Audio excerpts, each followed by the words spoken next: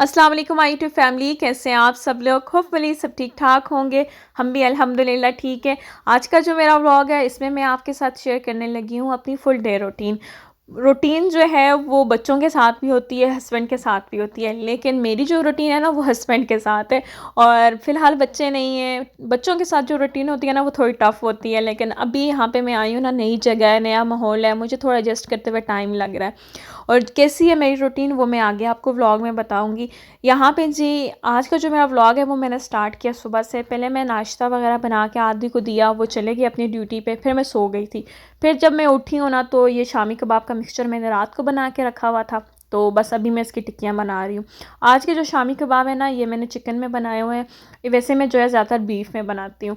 तो चिकन के जो शामी कबाब है ना वो आदि को बहुत अच्छे लगते हैं, तो उनके लिए मैं स्पेशली बना के रख देती हूँ। अक्सर सुबह नाश्ते में उनको बना देती हूँ पराठे के साथ। और शाम की चाय में जब वो जल्दी आ जाते हैं तो उनको सैंडविच वगैरह बना के देना हो तो उसमें भी मैं थोड़ा बहुत जो है ना शामी कबाब एक डाल देती हूँ।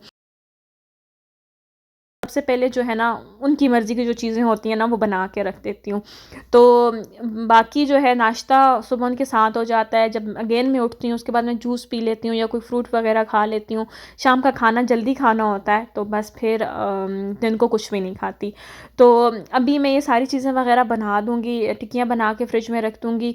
और उसके बाद जो है मैंने चले जाना है ग्रॉसरी मार्ट पे।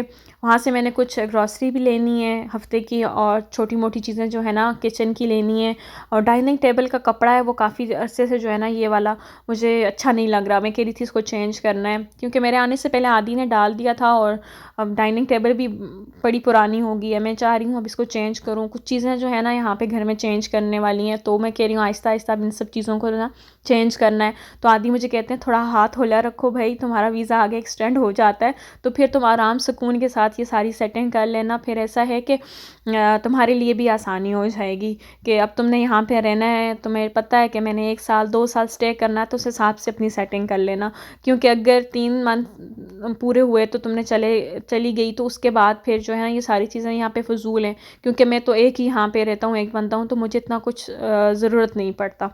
तो खैर जी मैंने कहा चलें वीज़ा एक्सटेंड जब होगा देखी जाएगी, नहीं होता फिर भी देखी जाएगी। मैंने पाकिस्तान वापस नहीं जाना। अब जब भी मैं गई ना तो मैं आपको साथ लेके जाऊँगी। नहीं तो मैंने कहा दोनों नहीं जाते, मम्मा को आप बुला लें लेकिन मैंने अब पाकिस्तान नहीं जाना आपके बगैर।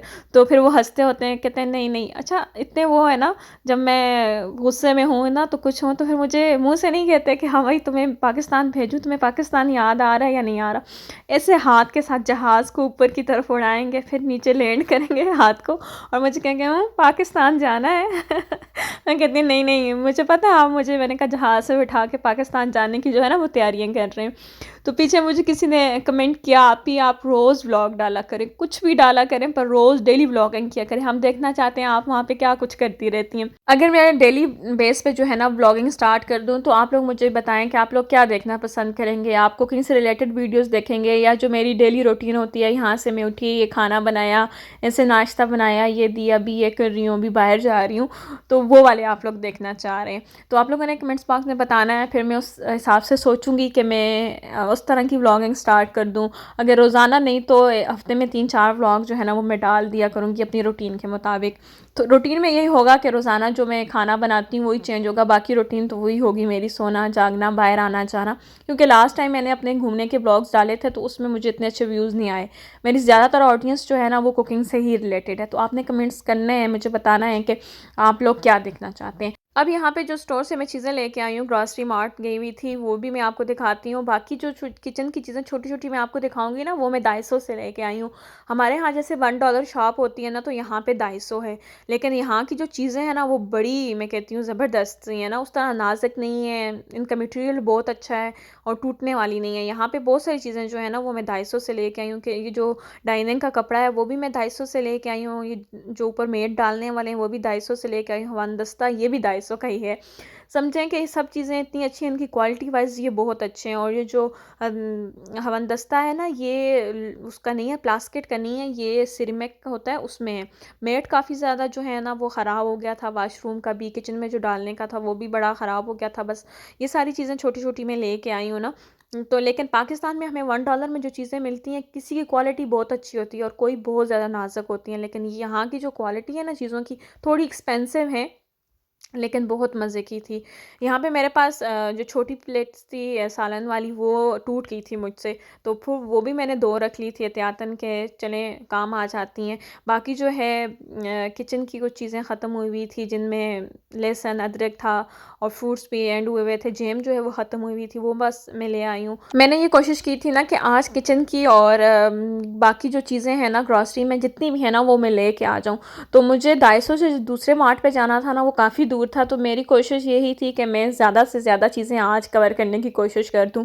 लेकिन जब मैं डाइसो में घुसी हूँ ना, तो इतने मज़े-मज़े की चीज़ें थी, इतने मज़े-मज़े की चीज़ें और इतने मज़े के बर्तन ना, तो जहाँ से एक मरतबा गुज़रना था, वहाँ पे मैं 3-4 मरतबा गुज़रती थी। शायद मुझे कुछ ना कुछ अपने रेंज के मुताबिक, या जो चीज़ मेरे पास नहीं है, यहाँ से मुझे मिल जाए। काफ़ी सारी चीज़ें मैंने देखी, फिर मैंने उठाई, फिर छोड़ दी, क्योंकि मैंने अभी ग्रॉसरी भी लेनी थी, तो आना-जाना मैं बस पे करती हूँ ना, तो फिर बहुत ज़्यादा हेवी हो जाना था सब कुछ।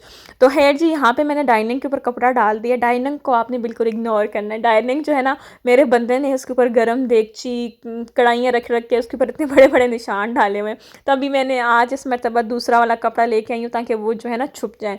अभी मैंने ये सब चीज़ें पीछे भी आपको बताया चेंज करनी है, लेकिन अभी ज़ाहिर-सी बात है टाइम लगेगा ये सब चीज़ें चेंज करने में। तो अभी ये जो ऊपर मैंने छोटे मैट डाले हैं ना, तो ये अभी रोल हुए हुए थे ना, तो इसलिए थोड़े अकड़े हुए हैं, लेकिन जब इन्हें यूज़ करूँगी, इनके ऊपर चीज़ें वगैरह रखूँगी ना, तो ये सेट हो जाएँगे।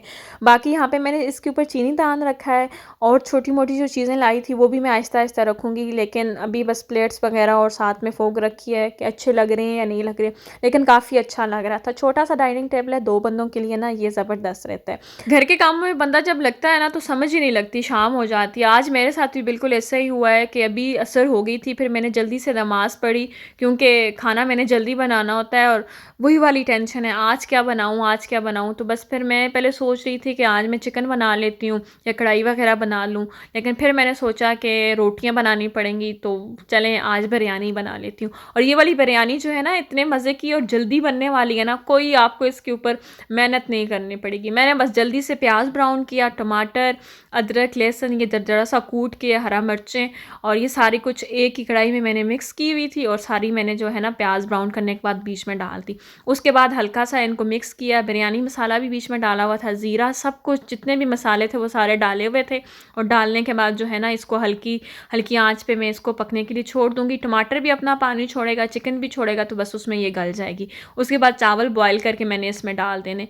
ये इतने जल्दी बनने वाली बिरयानी है ना, इसमें टाइम नहीं लगेगा। थोड़ा-सा मैंने यहाँ पे पानी ऐड किया था, ताकि मसाला जो है वो अच्छे से पक जाए और चिकन भी जो है ना अच्छे से पक जाए।